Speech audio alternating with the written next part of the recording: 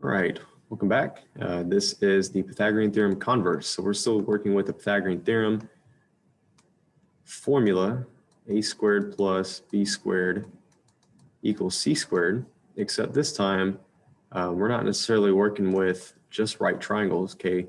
We're basically eliminating this equal sign and trying to determine if we're going to put the equal sign, the greater than sign, or the less than sign. And each one of these is going to give us a different kind of triangle. So my formula that I'm always going to start off with, I'm always going to have the c on the left-hand side. So c squared equals a squared plus b squared. That is going to give me a right triangle. If I have c squared is greater than a squared plus b squared, then that kind of triangle is going to be obtuse. And then the last kind would be where we have c squared is less than a squared plus b squared. And if this is the case, then my triangle is going to be acute.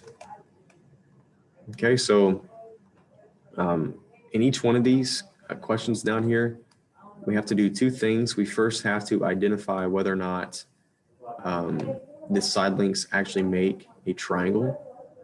Okay, so that's the first part of these directions here. Does it form a triangle? If it does, then we'd set up the formula like this. Okay, so that's what we'll go through with number one, and we'll do a couple other examples to just get us going here, and then I'll give you a few to work on your own. So with number one, the first thing that we have to do is identify if it is or isn't a triangle. So the first question over here, I'm going to say, is it a triangle?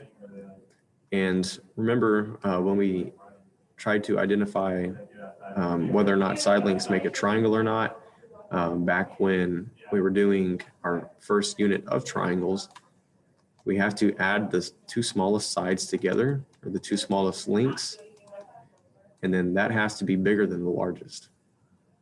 So that's what our little note here is going to say. Add the two smallest lengths together.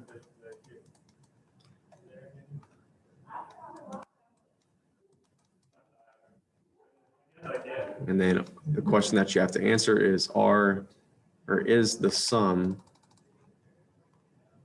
bigger than this largest length? So is the sum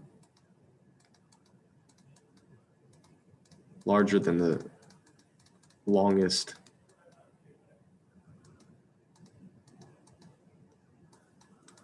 length?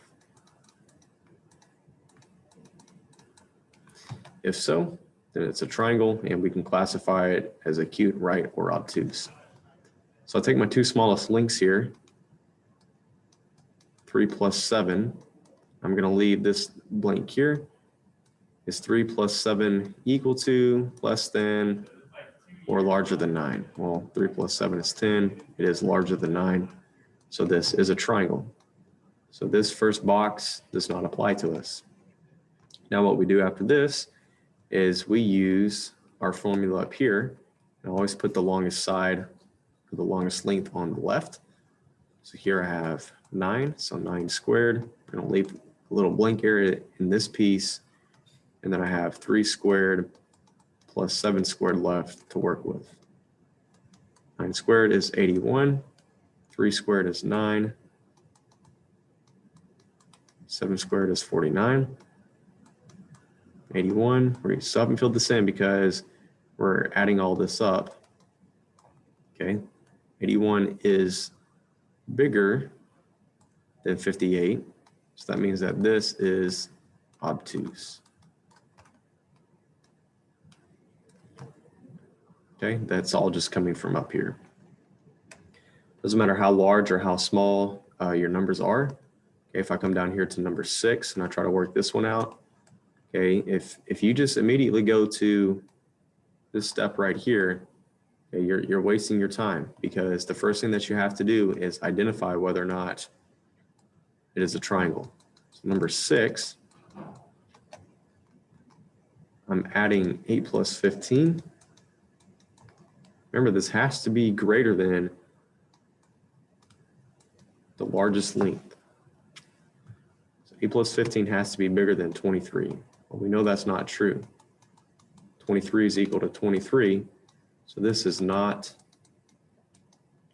a triangle. Okay, so it's important that you always check for this first. Always check for this first. Okay, what we're going to do next is we're going to take a look here at number 3. Number 3. And I'm going to pause the video and give you some time. The first thing that you need to do is answer the question about whether or not this is or is not a triangle. Okay, so number 3, here's a little bit of math. I checked to see if the two smallest sides are bigger than the largest, and it's not the case. So for this problem, we again have another example that is not a triangle. So let's move on to number 5.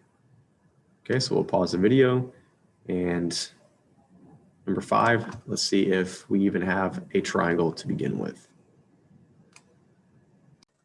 Okay, so number 5, 18 plus 24 is 42, which is bigger than 30.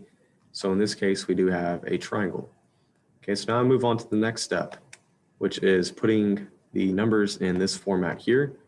So I do 30 squared, that's going to be on the left-hand side, and that's going to be equal to 18 squared plus 24 squared. I'm sorry, it's not going to be equal to. We're trying to see what we need to fill in for this piece right here. Okay, so go ahead and do the math on this, and we will come back. All right, so here's the math on this. Okay, when we set this up, we have 30 squared, which is 900. We still leave the blank. 18 squared is 324. 24 squared is 576. So when I add 324 and 576, I actually get 900, which is equal to 900. And then this ends up being a right triangle. Okay, the rest of these problems are pretty much the exact same method as doing this. Okay, so you're always, again, number 1, checking to see if it makes a triangle. If it does, then you come up here to your formula. You put the largest side length on the left-hand side. You leave a blank space, and then you put the other two links on the right-hand side, square both of those links, add them together, and then compare it using one of these 3 symbols. Whichever symbol you end up with will tell you if it's right, obtuse, or acute. Okay, in the next video, we're going to take a look at special right triangles and how to find side links using some new formulas.